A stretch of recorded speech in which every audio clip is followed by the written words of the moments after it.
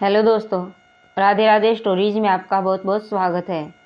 मुंशी प्रेमचंद जी की कहानी नादान दोस्त। केशव के घर में कार्निस के ऊपर एक चिड़िया ने अंडे दिए हुए थे।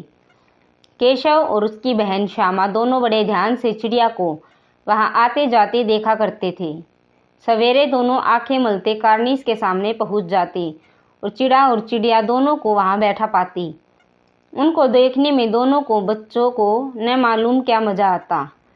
दूध और जलेबी की भी सूध न रहती। दोनों के दिल में तरह तरह के सवाल उठते।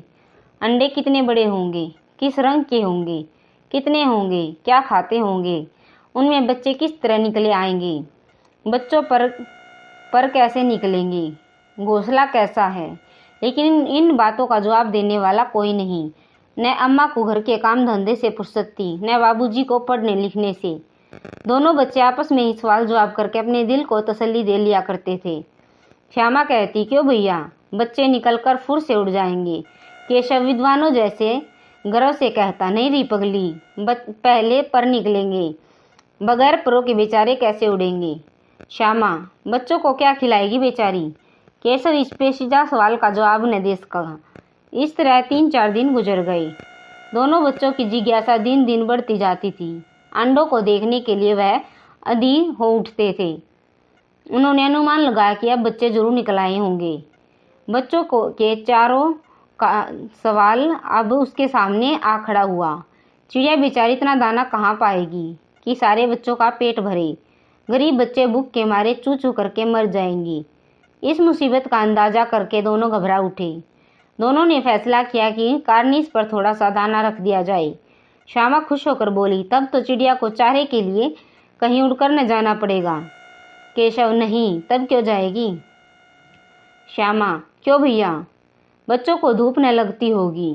केशव का ध्यान इस तकलीफ की तरफ न गया था।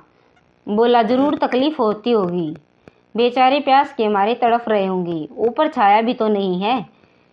आखिर यही फैसला हुआ कि घोंसले के ऊपर कपड़े की छत बना देनी चाहिए। पानी की प्याली और थोड़े से चावल रख देने का प्रस्ताव भी स्वीकृत हो गया। दोनों बच्चों बड़े चाव से काम करने लगे। श्यामा माँ की आंख बचाकर मटके से चावल निकाल लाई। केशव ने पत्थर की प्याली तेल चुपके से जमीन पर गिरा दिया और खूब साफ करके उसमें पानी भरा। अब चांदनी के लिए कपड़ा कहाँ से लाई।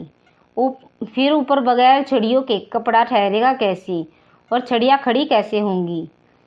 केशव बड़ी देर तक इस उधेड़बुन में रहा। आखिरकार उसने यह मुश्किल भी हल कर दी। श्यामा से बोला, जाकर कूड़ा फेंकने वाली टोकरी उठा लाओ, अम्मा जी को मत दिखाना।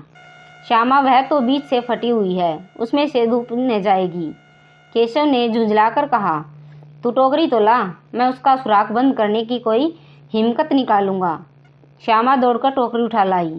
केशव ने उसके सुराग में थोड़ा सा कागज ठूस दिया, तब टोकरी को टहनी से लटकाकर बोला, देख, ऐसे ही घोंसले पर उसकी आड़ दूंगा, तब कैसे धूप जाएगी। श्यामा ने दिल में सोचा, भैया कितने चालाक हैं। गर्मी के दिन थे, बाबूजी दफ्तर गए हुए थे।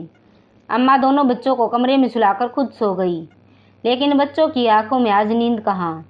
अम्मा जी को बहकाने के लिए दोनों दम रोके आंखें बंद किए मौके का इंतजार कर रहे थे। जो ही मालूम हुआ कि अम्मा जी अच्छी तरह सो गई, दोनों चुपके से उठे और बहुत धीरे से दरवाजे की सिटकनी खोलकर बाहर निकल आए। अंडे की हिफाजत करने की तैयारियां होने लगी। केशव कमरे में से एक स्टूल उठा लाया, लेकिन जब उससे काम न चला तो नहाने की चौकी लाकर स्टूल के नीचे रखी और डरते डरते स्टूल पर चढ़ा। श्यामा दोनों हाथों से स्टूल पकड़े हुए थी। स्टूल को चारों टांग बराबर न होने के कारण जिस तरफ ज़्यादा दबाव पाता था, जरा सा हिल जाता। उसी वक्त केशव को कितनी तकलीफ उठानी पड़ती थी, या उसी का दिल जानता था। दोनों हाथों से कार्निस पकड़ लेता और श्यामा को दबी आवाज़ से डांटता, अच्छी तरह पकड़, वरना उतरकर बहुत मारूंगा। मगर बेचारी श्यामा का दिल तो ऊपर कार्निस पर था। बार बार उसका ध्यान उधर चला जाता और हाथ ढीले पड़ जाते। केशव ने जो ही कार्निस पर हाथ रखा, दोनों चिड़िया उड़ गई। केशव ने देखा कार्निस पर थोड़े से तिनके बिछे हुए हैं और उस पर 3 अंडे पड़े हैं। जैसे घोंसले उसने पेड़ों पर देखे थे, वैसा कोई घोंसला नहीं है। श्यामा ने नीचे से पूछा कि बच्चे हैं भैया। केशव, 3 अंडे हैं, अभी बच्चे नहीं निकले। श्यामा, जरा हमें दिखा दो भैया, कितने बड़े हैं। केशव, दिखा दूंगा, पहले जरा चिथड़े ले आ, नीचे बिछा दूं, बेचारे अंडे तिनकों पर पड़े हैं। श्यामा दौड़कर अपनी पुरानी धोती फाड़कर एक टुकड़ा लाई। केशव ने झुककर कपड़ा ले लिया। उसके कई तरह तय करके उसने एक गद्दी बनाई और उसे तिनकों पर बिछाकर तीनों अंडों उन पर धीरे से रख दिए। श्यामा ने फिर कहा, हमको भी दिखा दो भैया। केशव, दिखा दूंगा, पहले जरा वह टोकरी दे दो, ऊपर छाया कर दूं। श्यामा ने टोकरी नीचे से थमा दी और बोली, अब तुम उतर आओ, मैं भी तो देखूं। केशव ने टोकरी को एक टहनी से टिकराकर कहा, जा दाना और पानी की प्याली ले आ, मैं उतर आऊं तो फिर देखा दूंगा। श्यामा प्याली और चावल भी लाई। केशव ने टोकरी के नीचे दोनों चीजें रख दी और आहिस्ता से उतर गया। श्यामा ने गिड़गिड़ा कर कहा, अब हमको भी चढ़ा दो भैया। केशव, तू गिर पड़ेगी। श्यामा, न गिरूंगी भैया, तुम नीचे से पकड़े रहना। केशव, न भैया, कहीं तू गिर गई तो अम्मा जी मेरी चटनी खींच डालेगी, कहेगी कि तूने ही चढ़ाया था। क्या करेगी देखकर। अब अंडे बड़े आराम से हैं, अब जब नीचे बच्चे निकलेंगे तो उनको पालेंगे। दोनों चिड़िया बार बार कार्निस पर आती थी और बगैर बैठे ही उड़ जाती। केशव ने सोचा, हम लोगों के डर के मारे नहीं बैठती। स्टूल उठाकर कमरे में रखाया, चौकी जहाँ की थी वहाँ रख दी। श्यामा ने आंखों में आंसू भरकर कहा, तुमने मुझे नहीं दिखाया, मैं अम्मा जी से कह दूंगी। केशव, अम्मा जी से कहेगी तो बहुत मारूंगा, कह देता हूँ। श्यामा, तो तुमने मुझे दिखाया क्यों नहीं। केशव, और गिर पड़ती तो 4 सर न हो जाती। श्यामा, हो जाते, देख लेना, मैं कह दूंगी।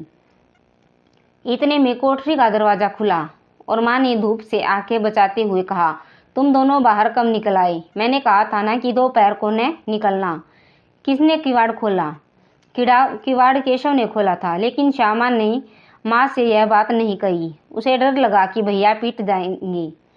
केशव दिल में काँप रहा था कि वह कहीं श्यामा कहने दी, अंडे न दिखाई दे।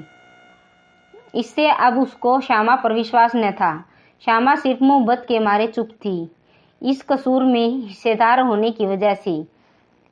इसका फैसला नहीं किया जा सकता, शायद दोनों ही बातें थीं। माँ ने दोनों को डांट टपक कर फिर कमरे में बंद कर दिया और आप धीरे धीरे उन्हें पंखा जलने लगी। अभी सिर्फ 2 बजे थे, बाहर तेज लू चल रही थी। अब दोनों बच्चों को नींद आ गई। 4 बजे श्यामा की नींद खुली, किवाड़ खुले हुए थे। वह दौड़ी हुई कार्निस के पास आई और ऊपर की तरफ ताकने लगी। टोकरी का पता न था, संयोग से उसकी नज़र नीचे गई। वह उल्टे पांव दौड़ती हुई कमरे में जाकर जोर से बोली, भैया अंडे तो नीचे पड़े हैं, बच्चे उड़ गए। केशव घबराकर उठा और दौड़ा हुआ बाहर आया तो क्या देखता है कि तीनों अंडे नीचे टूटे पड़े हैं। उनसे जो चुने की सी चीज बाहर निकल आई है, पानी की प्याली भी एक तरफ टूटी पड़ी है। उसके चेहरे का रंग उड़ गया। सहमी हुई आंखें से जमीन की तरफ देखने लगी। श्यामा ने पूछा, बच्चे कहाँ उड़ गए भैया। केशव ने करुणा स्वर में कहा, अंडे तो फूट गए और बच्चे कहाँ गए। केशव, तेरे सर में देखती नहीं है, अंडे से उजला उजला पानी निकल आया है, वह 2-4 दिन में बच्चे बन जाते। माँ ने सोटी हाथ में लिए हुए पूछा, तुम दोनों वहाँ धूप में क्या कर रहे हो। श्यामा ने कहा, अम्मा जी, चिड़िया के अंडे टूट पड़े हैं। माँ ने आकर टूटे हुए अंडों को देखा और गुस्से से बोली, तुम लोगों ने अंडों को छुआ होगा। अब तो श्यामा को भैया पर जरा भी तरस न आया। उसी ने शायद अंडों को इस तरह रख दिया कि वह नीचे गिर पड़ी। इसकी उसे सजा मिलनी चाहिए, बोली। इन्होंने अंडों को छेड़ा था अम्मा जी। माँ ने केशव से पूछा, क्यों रे। केशव भीगी बिल्ली बना खड़ा रहा। माँ, तू वहाँ पहुँचा कैसे। श्यामा, चौके पर स्टूल रखकर चढ़े अम्मा जी। केशव, तू स्टूल थामे नहीं खड़ी थी। श्यामा, तुम्ही ने तो कहा था। माँ, तू इतना बड़ा हुआ, तुझे अभी तक इतना भी नहीं मालूम कि छूने से चिड़ियों के अंडे गंदे हो जाते हैं। चिड़िया फिर इन्हें नहीं सहती। श्यामा ने डरते डरते पूछा, तो क्या चिड़िया ने अंडे गिरा दिए हैं। अम्मा जी। माँ, और क्या करती। केशव के सिर इसका पाप पड़ेगा। हाय हाय, जाने ली है दुष्ट ने। केशव रोनी सूरत बनाकर बोला, मैंने तो सिर्फ अंडों को गद्दी पर रख दिया था अम्मा जी। माँ को हंसी आ गई, मगर केशव को कई दिनों तक अपनी गलती पर अफसोस होता रहा। अंडों की हिफाजत करने के जोश में उसने उनका सत्यानाश कर डाला। इसे याद करके वह कभी कभी रो पड़ता था। दोनों चिड़िया वहाँ फिर न दिखाई दी। दोस्तों, अगर यह स्टोरी आपको अच्छी लगी हो तो प्लीज़ इसे लाइक, शेयर और चैनल को सब्सक्राइब ज़रूर करें।